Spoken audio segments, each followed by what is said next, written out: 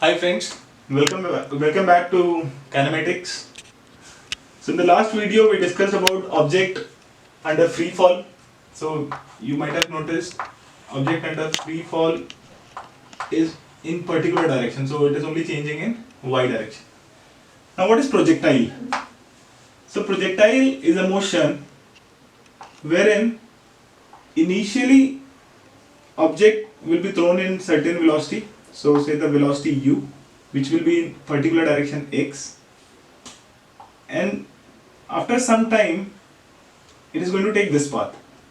So basically after some time the velocity is attained in y direction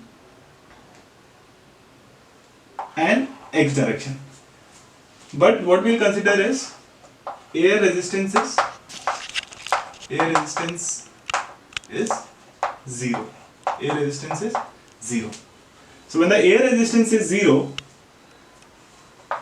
what I'll say, ux is constant. So velocity in x direction is always constant in a projectile motion. In y direction, in y, velocity changes with respect to gravity. So this is a gravitational effect. Now if I draw, say this is x and y axis. So projectile motion, if I need to define a projectile motion is a motion wherein initial velocity is in x direction and after some time the velocity changes in x well as y, but for x I'll take it negligible. So this is your projectile motion. So what we'll be covering path of projectile. So basically when I throw some body in projectile, what is the path it's going to trace? So basically it can trace this path, it can trace this path, it can trace this path, it can trace any path. So we'll see what is the path of projectile and how do we relate it. So basically path of projectile is nothing but a relation between y and x. Second thing what we'll see is time of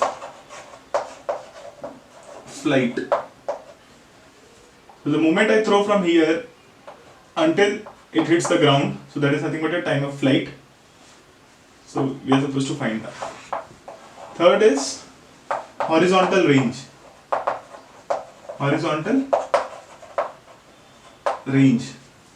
So if you look at the traces, object can hit here, it can hit at this point, it can hit at this point, it can hit at this point. So we are uncertain until we know the relations. So we'll have to find out the horizontal range for a projectile. And the last thing will be velocity of object at any time t. So as I said in the definition, the initial velocity is going to be constant in x direction. Initial velocity in y direction is 0, but it is going to attain some velocity due to the action of gravity. So we are supposed to find out what is Vy and then the resultant velocity. So these are the four things what we have to find out in the projectile motion.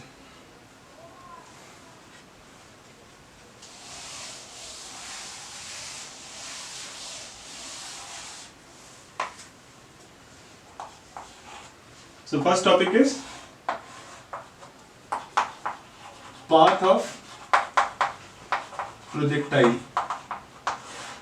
So path of projectile is nothing but the relation between y and x. Say this is the path that is going to follow. After time t or at time t, let the body cover x distance in x direction and y distance in y direction. At time t, in x direction it has covered x distance or x meters, anything. In y direction it has covered y distance. We'll apply the third equation, s equals to ut plus half at square in x as well as y direction. So sx equals to u of x times going to be t plus half of acceleration in x direction into t square. S of x is nothing but distance covered in x direction, which is x. U of x, as I told with the projectile motion, it's going to be u time t plus half of acceleration in x direction from the definition of projectile and neglecting the air resistance, acceleration is going to be 0. So this is gone. So x equals to u of t. Similarly, s of y equals to u of yt plus half of acceleration in y direction into t square. According to the definition of projectile, initial velocity is only in x direction, so this term is going to be 0. Half of ay, acceleration in y direction. Acceleration is due to gravity, so it's going to be g t square. Distance covered is y. So y equals to half of gt square. What I can do is substitute any. So from here t equals to x by u. I'll substitute this in second equation, which is y equals to half of gt square. So g t square will be x square by u square. We know g is constant, u is constant in projectile motion, x varies. So y equals to, I can say this is k constant x square, wherein k is half of g by u square is your k.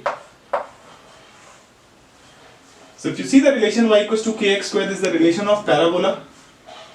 If you have studied in mathematics, y equals to kx square is nothing but equation of a parabola, and you will see the projectile motion is in the form of parabola. Now whenever you know x, you can find the values of y. Now for this x, you know the value of y with this relation. With this x, you know the value of y in this relation.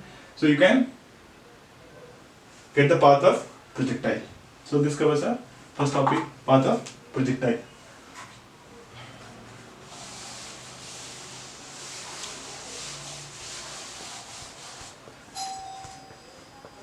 Next is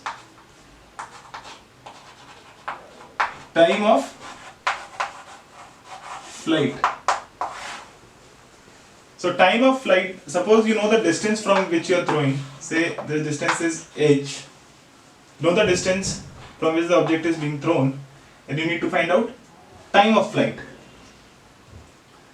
Say s equals to ut plus half at square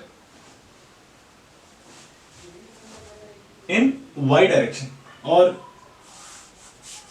I'll just use s equals to ut plus half at square in y direction. So s is nothing but the distance it is going to travel in y, so which is h equals to ut is going to be 0 since uy is 0. So half of a is acceleration due to gravity, so it's g t square.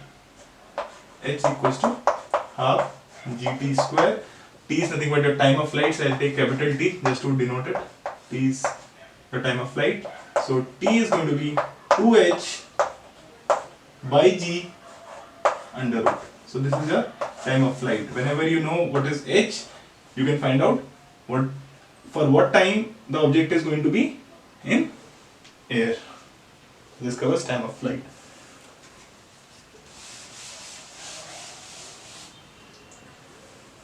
So now suppose the ball or any object falls here. So this is known as your horizontal range, say R. So to find out horizontal range, what I can do is, again s equals to ut plus half at square. I will be using the same equation for x direction. S is R, the range, the distance travelled in x direction, so this is only for x direction. U for x is u. T. Now t will be nothing but time what the object takes from here to this point, which is nothing but time of flight. So u capital T plus half of at square. Acceleration in x direction is 0, so this is gone. So r equals to ut, and u is root of 2h by g. So this is going to be a horizontal range. So if you know from what point the ball is being thrown and at what velocity, you can find out at what distance from this 0 the ball is going to hit the ground. And the last thing is to find out the velocity at any given point. Now say path trace is this. I need to find out the velocity over here. So it will have two velocities, ux and vy. Ux, so basically velocity is going to always be ux since it is thrown with ux. Vy, it is the velocity attained after some acceleration. So, and the resultant velocity is going to be this, say this is v is the resultant velocity. So ux is already known, this is u, it was the velocity by which the object was thrown. Vy, now final velocity can be found out by equation v equals to u plus at. So vy equals to uy is 0, a is g, t at any point t. So vy is nothing but g of t at time t. And the resultant, if you know the vector formula, it's going to be square of this and square of this. So ux square plus vy square. So that is nothing but u square plus vy is gt. So g square t square. So with this relation you can find out what is the resultant velocity at any point after time t, when u is known, g is known. So this covers the projectile motion when the body is thrown with some initial velocity. So friends, now we will talk about angular projection. Angular projection. So before this, what we spoke was horizontal projection, wherein a ball was thrown at certain velocity in x direction. In angular projection, any object will be thrown at certain velocity, say u, at an angle theta, so that the path described is something like this. So this is the path described. So u, now so this is y direction, this is x direction, maximum height attained is say h, the horizontal range is say r. What we need to find out is same thing, the path of projectile, maximum height h, which can be attained when thrown at certain velocity at certain angle, the horizontal range from here to here, time of flight, and then velocity at any point or at any time t. So these are certain things what we need to find out. So first you have to understand the angular projection. So any object thrown at certain angle, say theta, with some velocity u, will describe this projectile. This u can be resolved into two velocities. So one is the velocity in x. So from the, by resolving you get u cos theta in this direction, u sin theta in y direction. So initial velocity in y direction becomes u sin theta, initial velocity in x direction becomes u cos theta. As we know in projectile, what we consider, there is no air resistance. So ux or velocity in x direction is going to remain constant. In y direction, the velocity is going to affected by the acceleration due to gravity. So first thing we'll discuss is path of projectile. So what path it is going to take. So I'll use s equals to ut plus half at square in x and y direction both. So in x direction s is, so say at any particular time t, say at time t, the distance covered in x direction is x and distance covered in y direction is y. Anytime, say over here when the body is here, the okay. So we'll have to divide this projectile into two halves. So this is one half and this is the another half. So say at this particular point t, the distance covered in x direction is x and distance covered in y direction is y. So first for x direction sx. So sx will be x. U in x direction is u cos theta into time t plus half a. Acceleration in x direction is 0. So x equals to u cos theta, or from here I can say t, since t is common, t equals to x by u cos theta. Now same thing I'll use in y direction. Sy is y equals to u. U is u in y direction, so u sin theta. T from first equation I can say it is x by u cos theta plus half. Initially acceleration is going to be minus g because it's rising up. When the ball rises up, the velocity is going to be lost under the action of gravity, so it is minus g. So I'm deriving the path for first half and then it can be projected or mirror. T square. T is x square divided by u square cos square theta. U goes here, y equals to x sin by cos is tan theta minus half of g x square by u square cos square theta. Theta is constant because we know at what angle we are throwing. X is something which is varying. G is constant, u is constant, theta is constant. So we get the relation between y and x. So you input the value of x, you will get y. So you can trace out few points and then you can make what is the path projectile is going to take. So this is how you derive the relation between y and x to find the path of projectile.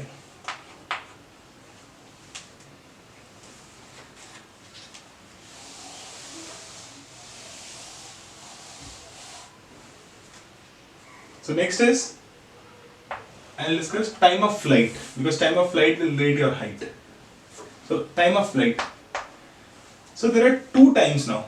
Say time 1 and time 2. Time 1 is the time the object is going to go from 0 to the maximum height, and time 2 it is going to go from maximum height to point 0.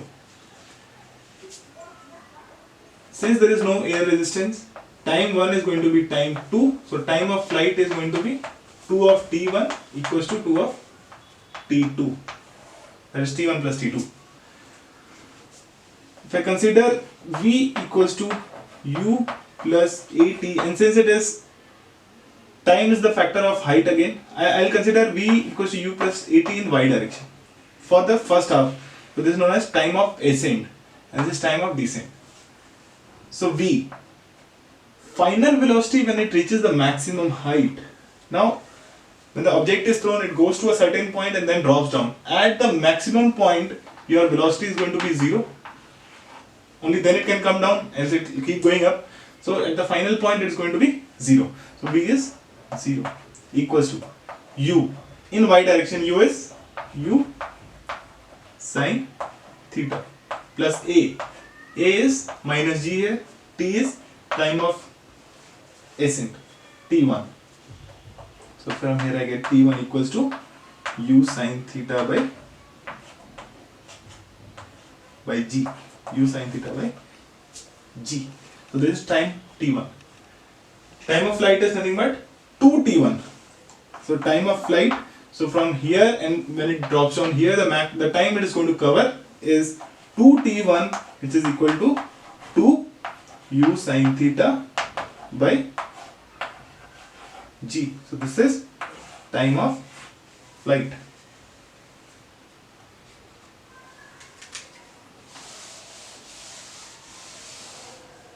So time of flight is covered. Next is maximum height. Now to find the maximum height, I can use s equals to, or okay, s equal to ut plus half at square. So s is, so I'll apply this in y direction since height is in y. So s is h, u is nothing but u sin theta in y direction. T is time taken for a body to reach from here to this point. So that is nothing but time of ascent. So 2t1. So it's going to be u sin theta by g. acceleration in y direction is g t square again.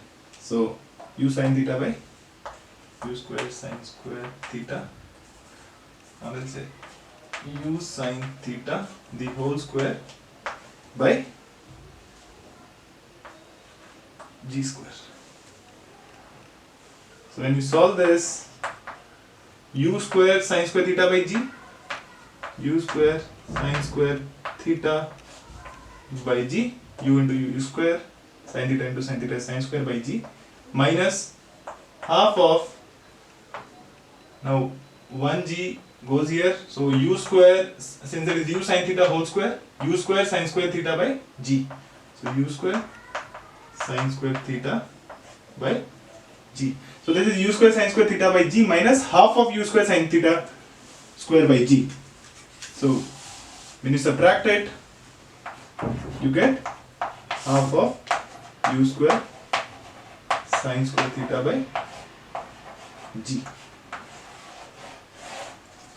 So this is your maximum height.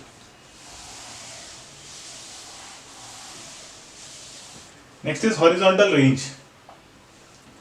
Horizontal range, so again I can apply s equals to ut plus half at square in x direction now. Since I am talking about the horizontal range in x, so I will talk about x direction.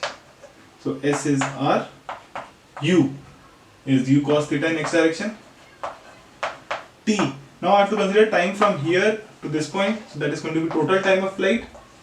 Acceleration is 0. So u cos theta into total time of flight, and total time of flight is nothing but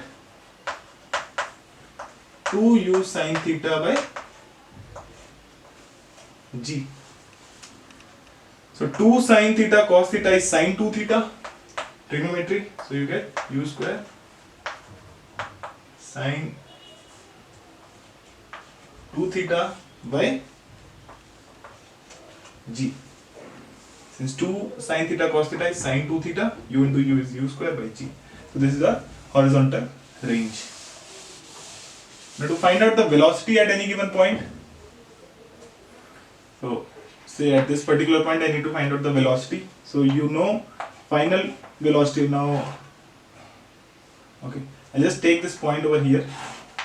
So at a particular point there are going to be two velocities, Vx and Vy. Vx is going to be original, ux is there is no change in velocity in x direction. Vy, now we will find out Vy. Vy is nothing but uy plus ay into t. So uy is u sin theta in y direction plus, so in the first half acceleration is minus g into t is any time t. So this is going to be Vy. From here you find out Vy when you know time t. U and theta are known. V of x is going to be u of x. So whenever you know velocities in x direction, y direction, the resultant is going to be under root of vx square plus vy square. Vy square can be found out by this equation. Vx square can be found out. It's given ux, where ux is nothing but u cos theta. So then you can find out the velocity at any given point. So this completely covers the projection. The earlier video covered horizontal projection. This one is for the angular projection, and with these equations and with this concept you know what is projectile, what are the terms involved in projection.